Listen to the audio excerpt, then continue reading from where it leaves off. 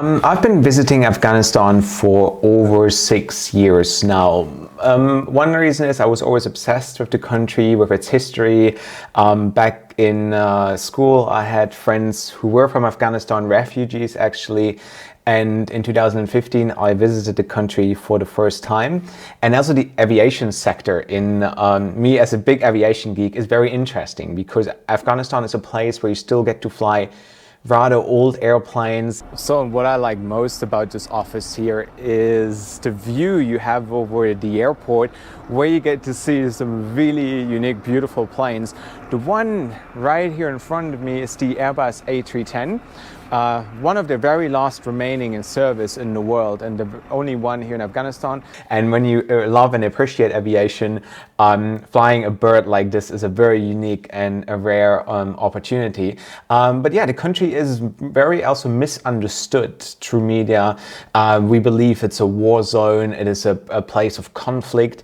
However, if you go to the country and you dig a little deeper, you are able to see the beauty and the great stories that are hiding there. And I think this is what my most recent trip to Afghanistan was all about, to see the role of women in aviation especially, and private airlines that are growing there. And I think that was what made me return to Afghanistan.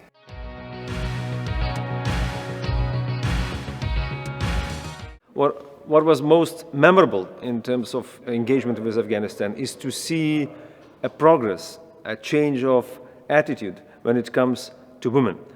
When I arrived to Afghanistan in 2010 as the EU ambassador, I talked to many people, including former Taliban leaders, who were fiercely against of so-called imposition of Western values when it comes to women's rights. 3.5 years later, before my departure, I visited a newly established Kabul University. And the former foreign minister of Taliban regime, Mullah Mutawakkil, introduced me to the students. Half of them were girls.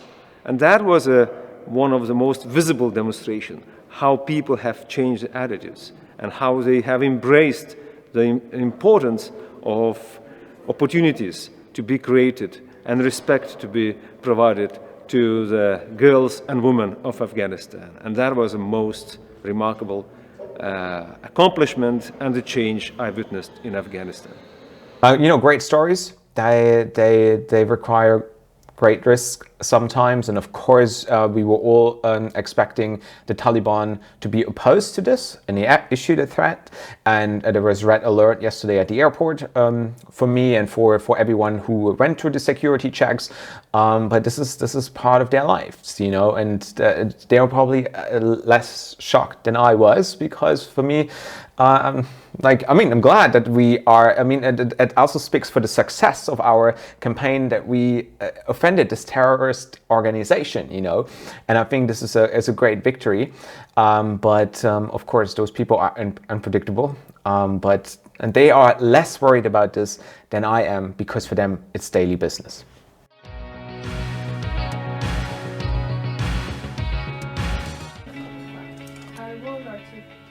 Those aren't just ordinary girls. These girls are my heroes, not just because they're going to make history today, but it's simply because of the fact that they had to work 3 to 4 times as hard to get where they are today. I've seen a lot. I've been on a lot of inaugural flight. I've been on a lot of historical flights. I've done a lot of things, but I think this was probably the most meaningful flight for me, because it has such an impact. As I said, we broke some stereotypes. It was so relatable, the crew as such, and you would probably imagine, a lot of people have that imagination that women still wear burqas in Afghanistan, and they wouldn't talk to a man. It was completely opposite. Trying to act cool. My aviator girls, yeah. And we had fun, and they were like women just like anywhere else in the world. They're ambitious, but I think what differentiate them from the rest of the world is that they have to work twice as hard, 3 times as hard to get into positions like this, because it's still overall a very conservative society in Afghanistan, and not everyone was impressed by what we did. You know, there's people who said women shouldn't be flying planes, or she's too young, and all these things, but you got to start somewhere, and I think this is what we took away from this flight, and it was one of the greatest memories that I've created in my aviation career, and I think it's very hard to top, because it was, first of all, historical. We made headlines all around the world, and I'm sure we inspired a lot of women from all around the world.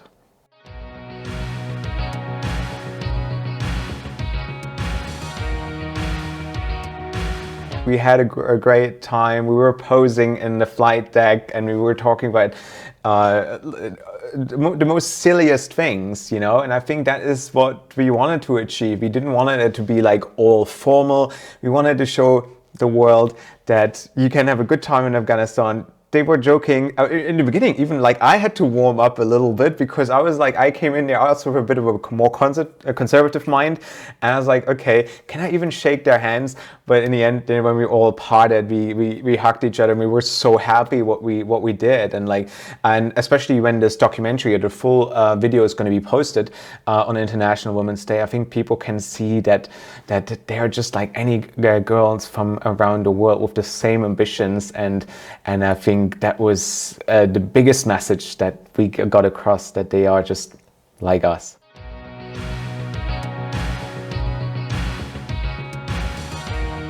When you think right back to the start of aviation, there were female aviators around all the time. Amy Johnson, Amelia Earhart, Jean Mountbatten, and then somehow it all disappeared. And I think any story that we can share nowadays to show that, yes, women are here and we are where we belong. And that message can be especially hard-hitting when it comes from a country such as Afghanistan, which is the last country that you often that you would associate with furthering the rights of women. I mean, you already see it in the top management level. I can't think of an airline that has a female CEO, for example, you know. And when you see that aviation was for years and years dominated by men.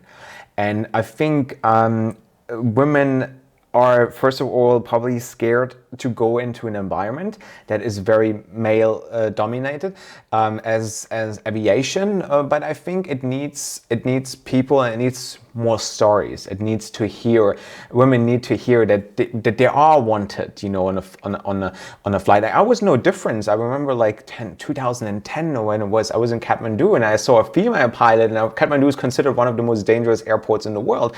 But I had those prejudices as well, because I think, can a woman like pilot a plane out of the most dangerous airport in the world? Of course it can, but we grew up with these ideas because we are influenced. And I was just as guilty, but I think when people start doing their research, when people start getting into aviation, see that there have been great female aviators around the world, and that actually women are so much more talented and so much more able to multitask and to analyze situation.